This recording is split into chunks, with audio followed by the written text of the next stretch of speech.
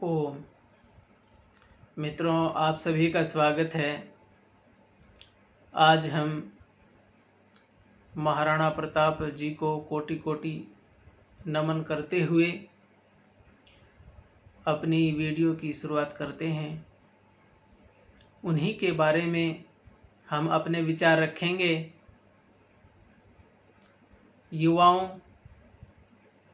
इस देश में बहुत सारे अमर बलिदानी ऐसे हुए हैं जो अपने लिए नहीं जिए, जो समाज के लिए, देश के लिए जिए और मरे। उन्हीं में से एक महापुरुष हुए महाराणा प्रताप। इसको कोई भी भाई जातिवाद के उसमें ना ले जाए। महाराणा प्रताप ने केवल अपनी जाति के लिए काम नहीं किया। महाराणा प्रताप ने पूरे देश की उन्नति के लिए, पूरे देश को मुगलों से, अन्यायकारी दुष्ट राजा अकबर से आजाद करवाने के लिए संघर्ष किया। महाराणा प्रताप जी की जीवनी यदि आप देखेंगे तो ऋषि दयानंद सत्यार्थ प्रकाश में एक बात कहते हैं कि माता पिता और आचार्य जिसके धार्मिक विद्वान हैं और ये जैसा बच्चे को बनाना चाहते हैं, बच्चा वैसा ही बनेगा। महाराणा प्रताप के माता पिता और गुरु तीनों ही धार्मिक विद्वान थे। इसलिए महाराणा प्रताप भी उन्हीं के जैसे बने। उनके खानदान में भी उनके पिता भी शूरवीर थे, देशभक्त थे। फिर उनके दादा राणा सांगा जी, वो भी बड़े प्रसिद्ध देशभक्त योद्धा हुए हैं। तो इसी प्रकार महाराणा प्रताप भी आगे बढ़े। खैर, मैं कह रहा था, महाराणा प्रताप का जब जन्म हुआ उस समय चारों ओर मुगलों का, मुसलमानों का अत्याचार बढ़ रहा था। चारों तरफ हाहाकार था। महाराणा सांगा ने पहले मुसलमानों से बहुत युद्ध किए हिंदुओं की रक्षा के लिए। 80 घाव शरीर पे सहन किए, फिर भी युद्ध करते रहे, पीछे नहीं हटे। फिर महाराणा प्रताप के पिता राणा उदय सिंह ने भी बहुत सारे युद्ध किए मुसलमानों से देश की आज़ादी के लिए।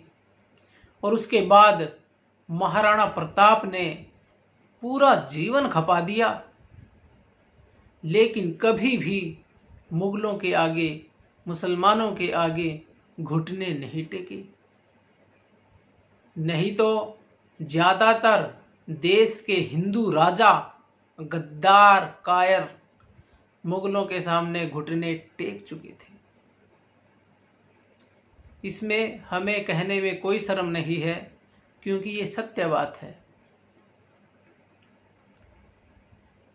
और महाराणा प्रताप ने घुटने नहीं टेके, संघर्ष किया, तप किया, जंगल में घास की रोटियां भी खाई। कोई जरूरी नहीं है कि कोई योद्धा सारा जीवन सफल ही रहेगा, किलों के अंदर ही रहेगा। आपत्ति काल भी महाराणा प्रताप के ऊपर आया, और ऐसा आया कि जंगल में रोटी भी उनको अच्छी नसीब नहीं हुई। घास की सूखी रोटी खा करके अनेक वर्षों तक गुजारा भी करना पड़ा, लेकिन अकबर से संधि नहीं की। अकबर ने प्रस्ताव भेजा था कि आप हमारे सामने केवल सिर झुका दो और हमारी अस्तित्व स्वीकार कर लो, हमारी सत्ता स्वीकार कर लो, तो हम पूरे देश का आधा राज्य आपको देने के लिए तैयार हैं। लेकिन फिर भी इतना बड़ा प्रस्ताव उस महापुरुष ने ठुकरा दिया। तो इसीलिए उस त्यागी महापुरुष की आज संसार पूजा करता है और कोई कारण नहीं है। हमारे कुल में पैदा हुए इसलिए हम उनकी पूजा नहीं करते, बल्कि इसलिए करते हैं उन्होंने देश और धर्म के लिए बहुत बड़ा बलिदान दिया। चित्तौड़ के अंदर अनेक बार जौहर भी हुए, जौहर और साका हुए। साका का मतलब थोड़े लोग जानते हैं। साका वो होता था जब शत्रु की संख्या बहुत ज़्यादा हो जाती थी, मुसलमानों की संख्या बहुत ज़्यादा आ गई और वहाँ के सैनिकों की संख्या थोड़ी थी, तो वो सिर पर कफन बांध करके मैदान में कूद जाते थे और उनका एक ही उद्देश्य होता था कि ज़्यादा से ज़्यादा मुसलमानों को काटना है और फिर खुद भी वहीं बलिदान हो जाना है। उसको बोलते थे साका। उनमें से कोई भी बच के नहीं आता था, सारे वहीं बलिदान हो जाते थे। अनेक बार चित्तौड़ के अंदर, मेवाड़ के अंदर साका हुए और जौहर हुए। उनकी पत्नियां आग में कूद गई। इतनी संख्या में कूदी कि हम आपको बता नहीं सकते। वैसे तो देश में अनेक जगह जौहर और साका हुए हैं, लेकिन चित्तौड़ में जो जौहर और साका हुए वे प्रसिद्ध हैं। तो ऐसा हमारी रानियों को क्यों करना पड़ा कि आग में कूदना पड़े? वो इसलिए क्योंकि जो ये मुसलमान हैं इतने अत्याचारी होते थे। सामने वाले जब राजा को ये हरा देते थे, फिर उनकी औरतों को उठाकर ले जाते थे। जो ये हिंदू लोग उन मुसलमानों की पूजा करते हैं, ये बिल्कुल ही निकम्मे, कायर, डरपोक और नपुंसक और हिजड़े हैं। ये महाराणा प्रताप के वंशज नहीं हैं। महाराणा प्रताप ने तो सारा जीवन संघर्ष किया, कभी घुटने नहीं टेके। हर परिस्थिति में देश की रक्षा के लिए, धर्म की रक्षा के लिए युद्ध ही करते रहे। भरपेट भोजन भी नहीं मिलता था, फिर भी युद्ध करते थे। और एक समय ऐसा आया कि जब अपने ही मुख फेर गए। कैसी परिस्थिति रही होगी उनके साथ जब उनके सगे भाई उनके खिलाफ खड़े हो गए। उनके सगे भाई जगमाल और शक्ति सिंह अकबर की सेना में जाके मिल गए। हालांकि शक्ति सिंह तो बाद में प्रताप के साथ आ गए थे, लेकिन जगमाल नहीं आया। तो कितना दिल पे जोर पड़ा होगा महाराणा प्रताप जी के। और वे लोग उस समय भी अपने ही गद्दार ऐसे थे, इसीलिए महाराणा प्रताप जैसे योद्धा अकबर को खदेड़ नहीं पाया देश में से। नहीं तो यदि उनके भाई अकबर के साथ जाके खड़े नहीं होते, इसमें कोई संदेह नहीं है, महाराणा प्रताप जी अकबर को देश में से निकाल देता, बीज नाश कर देता। लेकिन जब अपने ही गद्दार हो गए, हल्दी घाटी का जब युद्ध हुआ, आप देखिए उसका नेतृत्व कौन कर रहे थे? मान सिंह, शक्ति सिंह, जगमाल, जो महाराणा प्रताप के सगे भाई थे, शक्ति सिंह और जगमाल और मान सिंह, जो महाराणा प्रताप की रिश्तेदारी में से भी पड़ते थे, वे अकबर की सेना के सेनापति बन के आए। धिक्कार है ऐसे गद्दारों को। और ऐसे गद्दारों को जो देशभक्त नहीं हैं, जो अपने धर्म के वफादार नहीं हैं, उनको शर्म आनी चाहिए इस बात पर। और उनको तो महाराणा प्रताप की जयंती मनानी भी नहीं चाहिए। जो है ऐसे जो गद्दार हैं वे अधिकारी नहीं हैं उनका वंशज कहलाने के। उनका वंशज कहलाने के अधिकारी कौन हैं? जिन्होंने महाराणा प्रताप का साथ दिया और जो देशभक्त योद्धा है, जो धर्मवीर है, जो देश धर्म के लिए अपनी जान की बाजी लगाने के लिए हर समय तैयार रहता है, वही महाराणा प्रताप का सच्चा वंशज है और वही महाराणा प्रताप का सच्चा पुजारी भी है। केवल खून होने से आप महाराणा प्रताप के वंशज या पुजारी नहीं बन सकते। यदि महाराणा प्रताप का सच्चा वंशज और सच्चा पुजारी आपको बनना है तो आपको महाराणा प्रताप के गुण धारण करने होंगे। उन्होंने जो कर्म किए देश के लिए वो आपको भी करने होंगे। भले ही आपके अंदर इतनी योग्यता ना हो, आप महाराणा प्रताप ना बन सकें, लेकिन उनके कुछ गुण तो धारण करिए।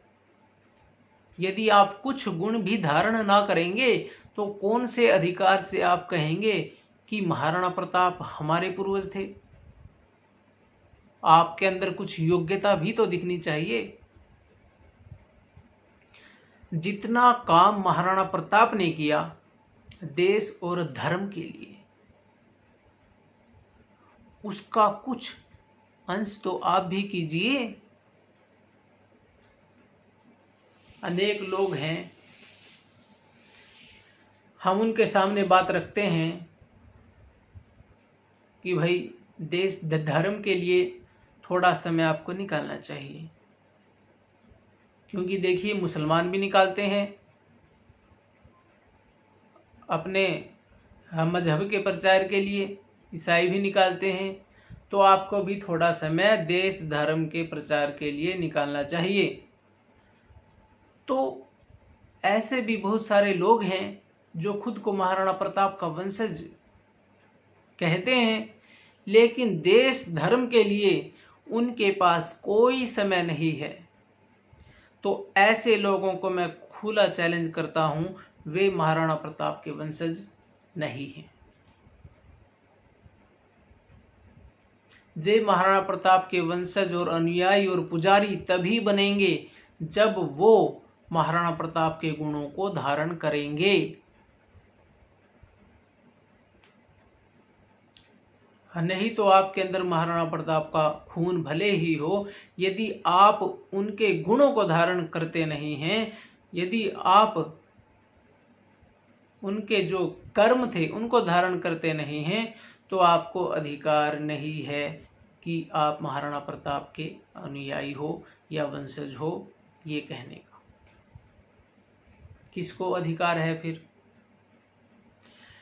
जो महाराणा प्रताप के गुणों को धारण करने की कोशिश करता है, जो देश और धर्म के लिए काम कर रहा है, समय निकालता है, प्रत्येक अवस्था में समय निकालता है, वे लोग सच में महाराणा प्रताप के अनुयायी हैं।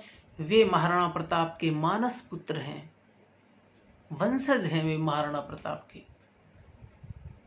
खून भले ही महाराणा प्रताप का उनमें ना हो, लेकिन वे अधिकारी हैं इस बात को बोलने के कि हम महाराणा प्रताप के हैं।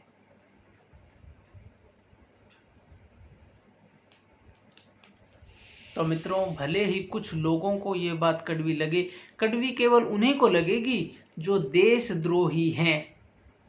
जो देशभक्त नहीं हैं उनको तो कड़वी लगेगी, और जो देशभक्त हैं, धर्म भक्त हैं, सनातन धर्म के पक्के अनुयायी हैं, उनको मेरी बात कड़वी नहीं लगेगी, उनको ये अच्छी लगेगी।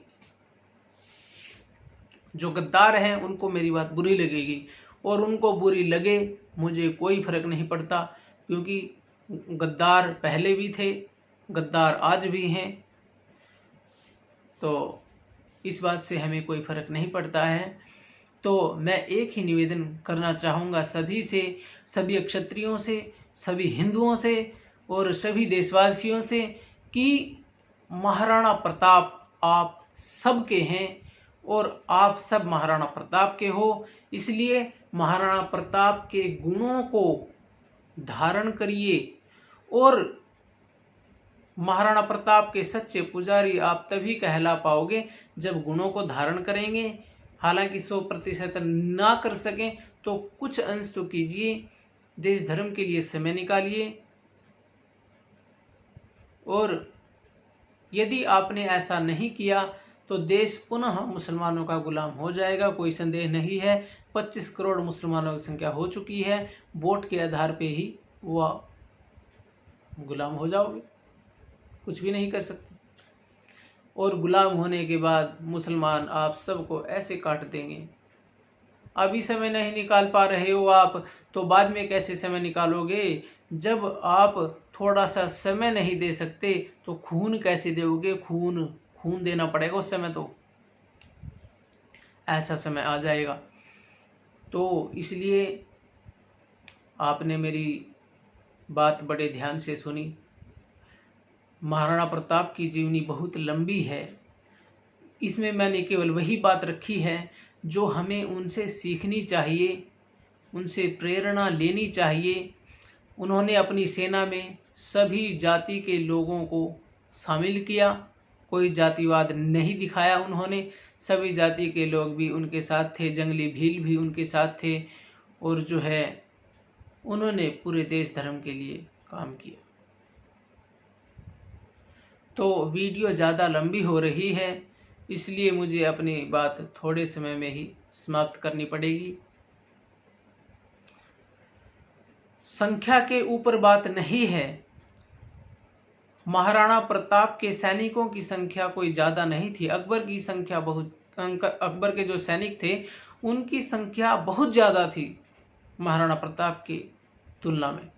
लेकिन महाराणा प्रताप का जो गुण था वो ये था, अकबर ने भी इसको स्वीकार किया कि महाराणा प्रताप की सेना से मैं नहीं डरता, मैं इस बात से डरता हूँ कि जब भी महाराणा प्रताप यदि हार भी जाए फिर खड़ा हो जाता है, हार जाए फिर खड़ा हो जाता है।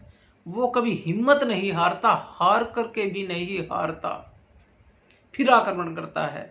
तो इसलिए महाराणा प्रताप से जो है अकबर डरता था कि कहीं ऐसा समय ना आ जाए ये मुझे ही मार दे। और ऐसा समय अनेक बार आया भी है, लेकिन जो अपने हिंदू गद्दार थे उन्होंने अकबर को बचाया, जो मानसिंह जैसे थे। तो अपनी वाणी को मैं विराम देता हूँ।